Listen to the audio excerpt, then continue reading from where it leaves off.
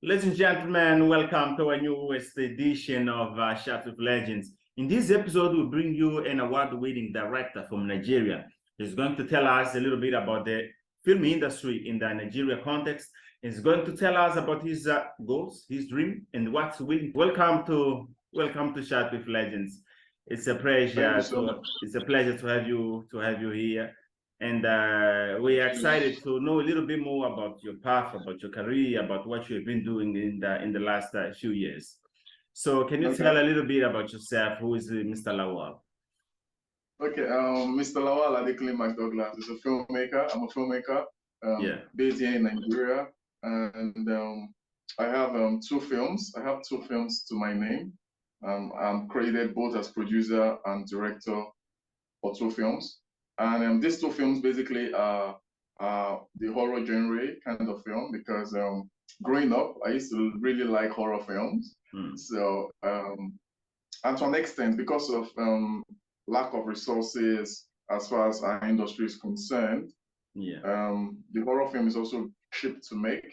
It's easy to make. Understand? It's more low budget, so that's why right now I have two horror films. And the works, But what does it mean to be a filmmaker? I know that being part of the film industry is a kind of a dream of a lot of us. Since we were kids, I think many kids around the world have dreamed of becoming a professional actor, a filmmaker. So what does it mean to be a filmmaker for you and being part of the film industry? Okay, to me, to be a filmmaker, basically, it's the ability to tell stories, tell African stories, because that's the whole idea of filmmaking in the first place, is the ability to tell stories to that person. You're trying to pass a message to that person. So basically, being a filmmaker for me, it's joy, because it's something I love. I really, really love filmmaking.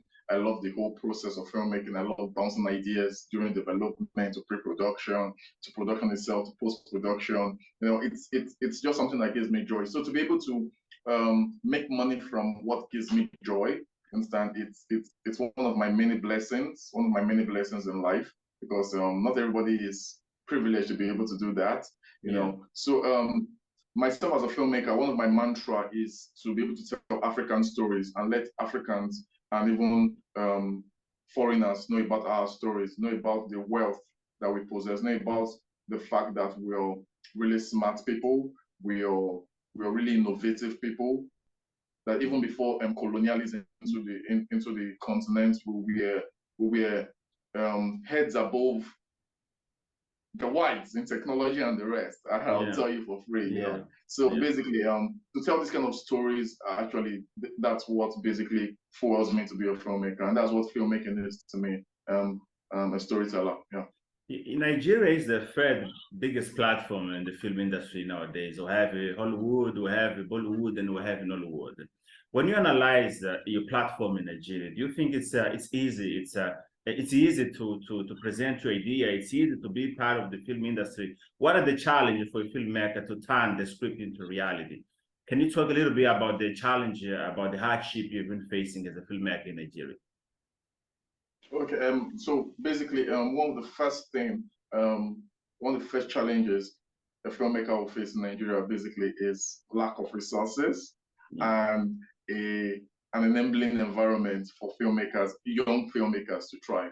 Because basically in Nigeria, there's always the ability for the big studios. I understand it's also there. It's also like that in Hollywood, but not as much. It's not as monopolized as here in Nigeria. The big studio just have a way of of just being there and not allowing any other person get to the so-called EP, the so-called people who have the resource to sponsor films. You understand? So it's really difficult for independent filmmakers to tell their stories, to have their voice, you understand, in the film industry as far as Nigeria is concerned. So I think that's one of the biggest hardships. First of all, is lack of finance. Then secondly, is the monopoly that goes around with distribution and filmmaking in Nigeria. Can you talk about the role of the government, the public and the private sectors? Do you think they will do anything to change the paradigm nowadays regarding to the film industry? Is All there right, something? basically, Is there something the government could do to change things for the better? yeah. So first off, I think we have to try to change the educational curriculum as far as the education system is concerned. First in Nigeria, the government has to try to do that, either the Ministry of Education or some of the federal government. Why? Because filmmaking and art basically is more now. So Yeah. we teach theater and media arts in universities here. You can have a bachelor's degree in theater and media arts, but basically we almost teach it on a very basic level. You Yeah. understand? So even on people who are in art and want to be actors, want to be filmmakers, they don't really get to do the practical work they want to do. They don't get to really understand the film business as it is. You understand? I Some of us had to understand you. learn the hard way. Some of us had to learn with experience. You understand? Some of us had to lose money. You understand? To be able to Yeah. get to where we are right now. And it's not Yeah. supposed to be so. The government is supposed to an extent, create an enabling environment for that. Then also the private sector.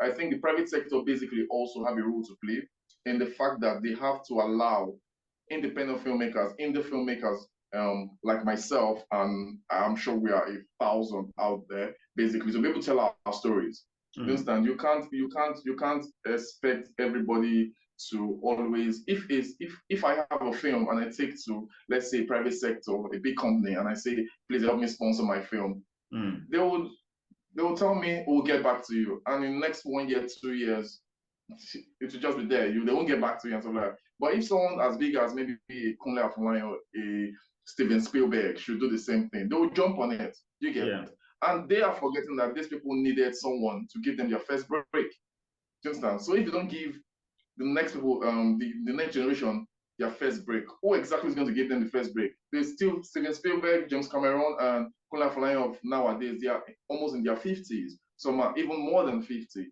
And then they will never be around all through their life. So basically, who is going to give the next generation of filmmakers that big break if you're not giving them that big break? So that, I think that's my advice to.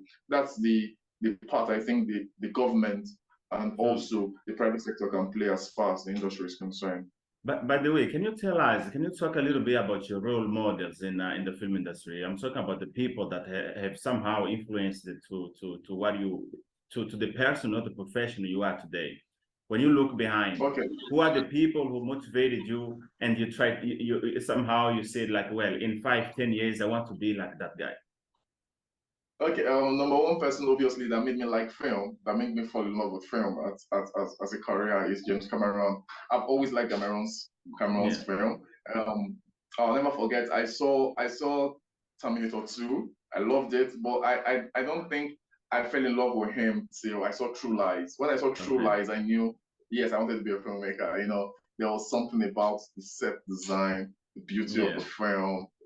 It was just very beautiful. Then basically that was as a child. Then when I grew up, basically, I think in 2009, I was privileged enough to see Kunle Afolayan's The Figurine, which is one film that really changed the course of cinema going, modern cinema in Nigeria. The Figurine, 2009. And that told me that I wanted to be in this industry. So in the next 5 years, I really want to be like, James Cameron and making innovative films, films that basically will stand the test of time. Not films that in the next 2, 3 years they are forgotten, but films that basically our grandchildren will see and still get the message as number one, and will still appreciate the art of filmmaking. Yeah. Yeah, but where are you willing to go and what are you willing to achieve when you look to your career?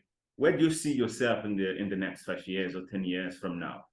Well, in the next 5 years, basically, I'm CEO of my own production company, Black Bishop Production. So basically, I hope Black Bishop Production basically will be known for, in the next 5 years, will be known for really innovative films.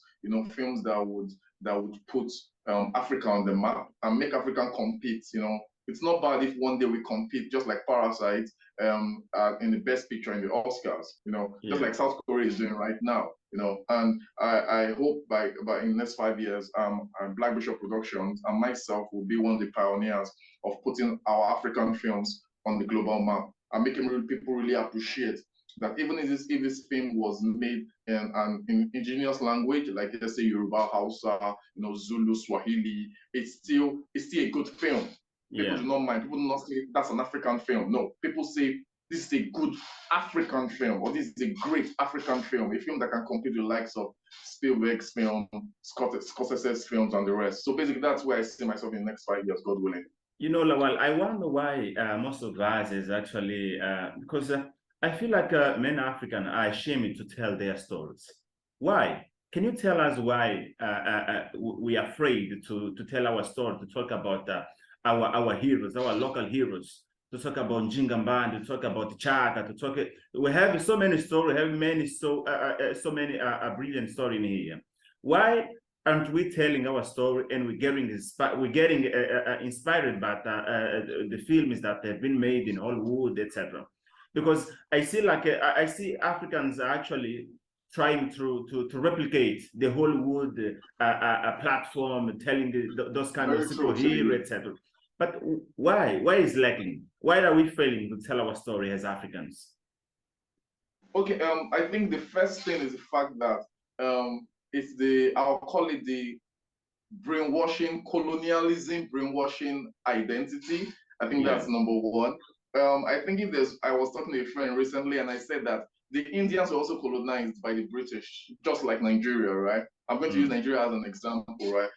Just like Nigeria, but the Indians took the technology from the colonial masters, but kept the culture. Yeah. So that's why you can see an Indian doctor still wear sari and go to the hospital and treat the patient, right? And that's one of the best in India in the medical field. But then Nigeria, we left the technology and we took the culture. You know, our corporate wear these days has to be an English wear. You know, a wedding is not complete except you do a church wedding, which is their own traditional wedding. I don't know if you understand. So basically, I think the problem is the fact that we think there's a brainwash, there's a certain brainwash that I think the younger generation of filmmakers are trying to remove right now that says that our stories might not be appealing to the global audience. Yeah. It's just there. Yeah. You know, so there's fear that we think that our stories might not be appealing to the global audience. But now the funny thing is the fact that it's coming back to bite us because we are seeing our own stories being told by them, you know. Exactly. And it's terrible. It's really terrible. You look at Black Panther. Yeah. I was going to talk about Black Panther. I was going to talk about the Woman King. We find there Viola Davis, and we find that brilliant actress Tuzum Bebo from here, from KwaZulu Natal. So it's strange to see people from outside telling our story, isn't it? It was initially when I got like I knew about the production of The Woman King, it was like a slap to my face because when I saw the production of The Woman King and I saw it was about the kingdom of Dahomey, in my head I was like, okay, this is fantastic, this is good. At least we'll see maybe an African producer or something like that. And I went through the cast and the crew, and suddenly there was no African producer. The director was American. You know, I was annoyed. I was pissed. The only soothing relief, the only relief I got was the fact that the villain, that's Oba, was Nigerian, Jimmy Odekoya. So that was the only relief I got. But at the same time, I think it's a problem when we're not telling our own stories. Black Panther right now has made over 1 billion naira in Nigerian cinemas. Yeah. Black Panther, 1 billion naira in Nigerian cinema. This is money that doesn't go to our economy. But you know, you know, Lawal, I don't know if you ever watched this movie. The movie actually that Granny Eyes is African in Oscar. I'm talking about the Tsotsi.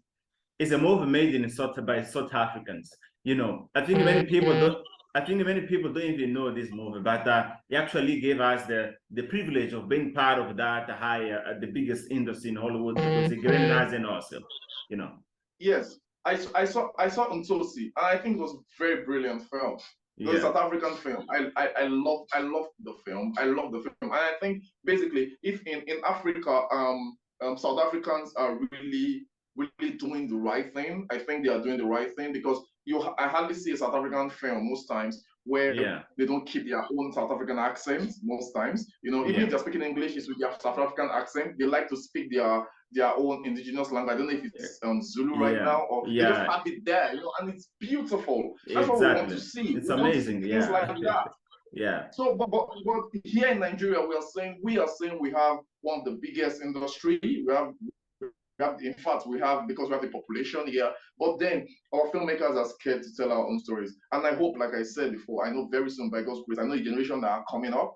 We are people that want to tell our own stories. And very soon, believe me, our own stories will be what we sell. Yeah. Yeah, no, it's interesting to see the way you talk about cinema and your knowledge about the platform you're part of. But telling about, I know you have you have some awards. I think you won some award in Toronto. I mean, it was in Toronto, right? Can you tell us a little bit about the awards you have achieved as a filmmaker? I mean, in the last years. Okay, I made my first film, an experimental film, because it was really difficult getting finance for it. So I won't call it exactly zero budget. It wasn't zero budget, but basically it was an experimental film based on the budget of it. And it was a horror film. And when I took it to distributors here in Nigeria, they told me personally that Nigerians audience will not like horror film. They won't watch horror film. So basically, a friend of mine advised me and said, you know what, take it out, take it to the foreign industries. They would appreciate this more. And I did, and by God's grace, I submitted for a lot of film festivals, foreign film festivals, and I was nominated. Our film was nominated for Best Film Africa, in the Toronto International Nollywood Film Festival, and we're also nominated for Best Director. I was nominated for Best Director Africa, which I won by God's grace at the Toronto International Nollywood Film Festival. Also, we had an African International Horror Film Festival, which we won 3 awards, Audience Choice, Best Makeup, and also Best Actor. We had one of our actors won the Best Actor. Then we were also nominated for Africa Movie Academy Awards for visual effects. Yeah. Yeah. Yeah, but you said that a Nigerian wouldn't love that movie. Why is that? Like I said, there's a certain monopoly as far as the industry is concerned, and I think that's why sometimes you see some of our films here, they will gross well. They could gross up to, let's say, some 500 million naira, but they will never compete abroad with films from in maybe the Oscars or the Emmy. Why? Because here we just seem to have a monopoly as far as film is concerned. We just keep churning out rom-coms, romantic comedy. That's all we think. That's all the audience would want, and we don't diversify. And it's not just the problem of filmmakers; it's also the problem of distribution houses. They distribute the film. They'll tell you that they know what the audience wants, and they don't just. And when you don't have the money to pay for the publicity, they think your film is not going to make it, so they just shun it out and tell you to go to streaming platforms. Yeah, I know you have a degree in agriculture, by the way. Can you tell us? Can you share that because it's interesting to see that you. I don't know if still acting in agriculture, but I know like you made some kind of transition from agriculture to the film industry. Can you tell us why? Can you tell us about the why? Yeah. Okay, all right. That's a very interesting story because some of the things why agric and art, it's not close at all. Yeah. Yeah. But yeah, I studied agriculture. I majored in fisheries, that's aquaculture.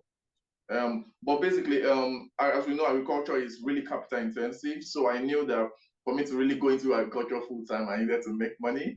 And what better way to make money than to do what you love, and this is something that I've always had. I've always been a visual person, so I used to draw when I was a kid. So basically it was really easy to just transition into film.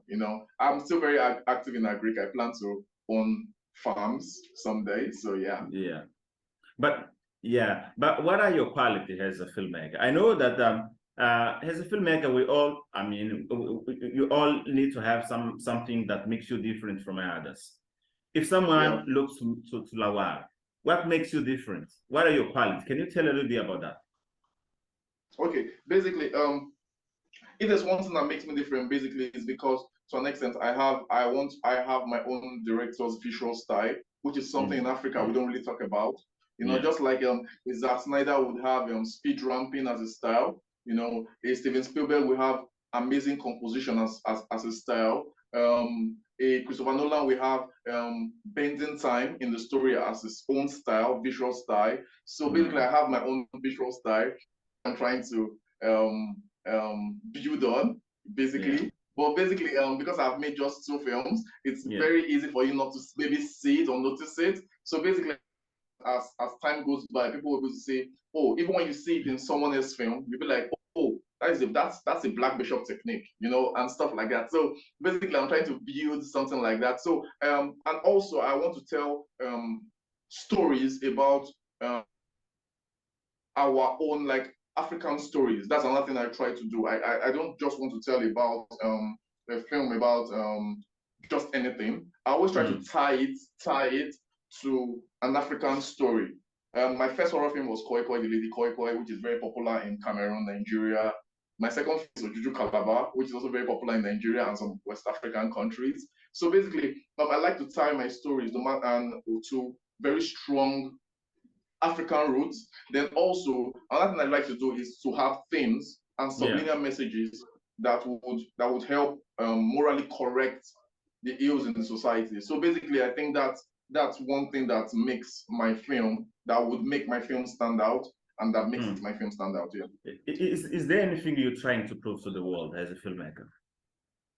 Yes. When you I'm look trying to to prove to the world that we're all equal. That's first of all, we're all equal, white, black, we're all equal. That's number one. Secondly, the fact that Africans are really creative people. Yeah, and we are. So those two things. We surely are. No, that's nice to hear. But if someone actually stepped to your door right now, and I mean, I'm talking about an agent. I mean, I'm talking about any casting studio, etc. What would you say to them? Like, which kind of message would you tell them so they could maybe hire you as a filmmaker, as a producer, as a director? What would you say to them to sell your profile to them? Okay. Basically, one thing I'll tell them is the fact that basically I'm a filmmaker. Basically, that makes a film with his heart. You know, if my heart is not in it, I don't do it. You know, I'm a filmmaker that basically always want to learn, because like I said, like I always say, sorry, the day you stop learning, that day you start dying. So basically, I always want to learn. I always want to be better than I was yesterday. I want my recent work to be better than my previous work. I'm always working on myself to become a better version of myself. So basically, there's one thing I'm going to say to them is the fact that I'll tell African stories, and I can't wait really to be able to tell African stories that will stand out in the world and make people notice and say, yes, finally, Africa has arrived as far as filmmaking is concerned. A lot of people, Nigerian right now, we're doing it with music. Our music is going places and stuff like that. We want to do the same thing with film. We'll be able to say, wow, our film is showing in China, our film is showing in faraway Taiwan. You understand? And it's a blockbuster. You know, American films, Hollywood films are doing that already. You understand? But Nigerian film, I think our first film to even go to US and the UK was Battle on Boca Street, which came out last year. You know, and we have a lot of untapped resources that we're not tapped into yet. So basically, I will tell a promoter, an agent, that I want to make films that basically everybody will be able to relate with, and a film that has heart. Yeah. I know you direct music videos too. Can you tell us about the difference directing a film and directing a music video? And I don't know if you have some kind of can you analyze where do you get more profits, and how do you think it's harder to produce a music video than a film? I know that film you have a long time to edit it and etc. But can you tell us about the experience you have had doing these two things? All right. Basically, for music videos, it's not exactly like it's easier. You understand? But it takes less time, which is a good thing. That's far as film is concerned. You know, it takes less time. You get it's not like it's easier. Then it's more profitable on the short run. I know when you're talking about 3 months, 4 months, it's a lot more profitable because you can shoot something, a song of 3 minutes. You can make a music video in let's say 4 days, 5 days. Yeah. You know, and you're done shooting. And basically the video can come out in the next 1 week. And you get paid, and it's something it's that easy. But for film, it's really difficult. Yeah. You might be on set for maybe for 21 days, 30 days a month. And after that, you go into post-production that sometimes takes 6 months to 9 months, But on the long run, basically, on film, I think film is a lot more profitable on the long run if you understand the business side of it. Yeah. But music video is more profitable on the short run. Therefore, technique, I think they are both the same because you need to understand lighting, you need to understand how camera movements affect human emotions. Because for music also, whether you like it or not, you're telling a story. You're telling the story alongside the visual, telling the story alongside the song you get. So basically, it's almost like I said, it's almost the same technique, but basically just different. It's to me, music video is like a genre of film also. You get just like the musical, So I see that a genre of film. So basically, that's the difference, I think. Do you work with script, right? No, I don't script write actually. I don't script write. I think I don't. I write, but I don't script write because I think script writing basically the kind of person I am. I've always loved I like specialists. I don't like jack of all trade, master of none. So you will hardly see me maybe I know how to do cinematography too, but you will hardly see me say make a film and I'm the cinematographer, I'm the director, I'm the executive producer. I don't always like it. I like to always have specialists around. Yeah. So you can do I everything by yourself. Yes, and the more you have more creative people coming into the project, the better it is because people get to see it from different points of view, and they can see your mistakes and the weakness and the strength in it, and they can even bring more and help to modify it. You get. So basically, I work with a very close friend of mine. Phenom is my business partner. So basically, he writes. He's a fantastic script writer. So yeah, I don't script write. Are you connected with different filmmakers, producers, directors, actors from the Hollywood contest paradigm? From the Hollywood platform. Do you have some people around there who could maybe give some kind of advice on how you could improve your skills, etc.? Or you're still working in the local context for now?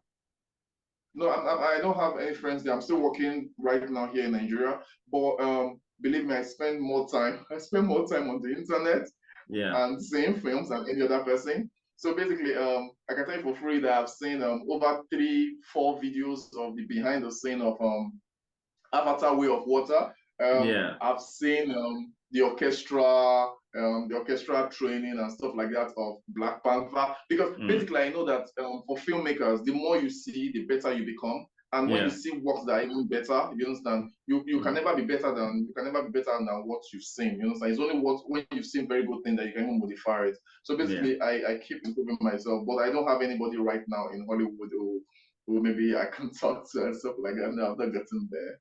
Yeah. It was a pleasure to have you here on Chat with Legends, Mr. Lawal. Is there any message you could leave for young, for dreamers all over the world, but in particular here in Africa? What would you say to a young man? Okay, the first thing I'll say to a young man is the fact that don't give up on your dream, because it's a lot easier to give up. You understand? But the regret is going to last a very long time. Believe me. When people told me I should not make a horror film, I could as well give up. You understand? But if I did not make the horror film, I won't be an award-winning filmmaker like that right now. So basically, I'm going to say, please do not give up. And in everything we try to do, please let's try to sell Africa the right way, because it's our motherland. We can't run away from this place, no matter where we go to. This is our place. So there, Yeah, great. It was a pleasure once again to have you here. We wish you all the best. Hope to see you in the next year in the high level, producing movies, films in the highest contest. In the highest levels. So we could one day feel proud of having you maybe winning an Oscar. Thank you so much. I'm grateful, and thank you. Yeah. Thank you for your time. See you in the next opportunities, in the next episodes of Chats with Legends. All right. Thank you so much. Take care, boss. Yeah. Bye-bye. Bye. Yeah. It was a pleasure to have you there. Today we had this amazing conversation with Mr. Lawal from Nigeria, an award-winning director who told us about his projects, his dreams, and what's willing to achieve in the next couple of years. It was a pleasure to have you there. We felt your presence and hope to have you here in the next episode of Chats with Legends.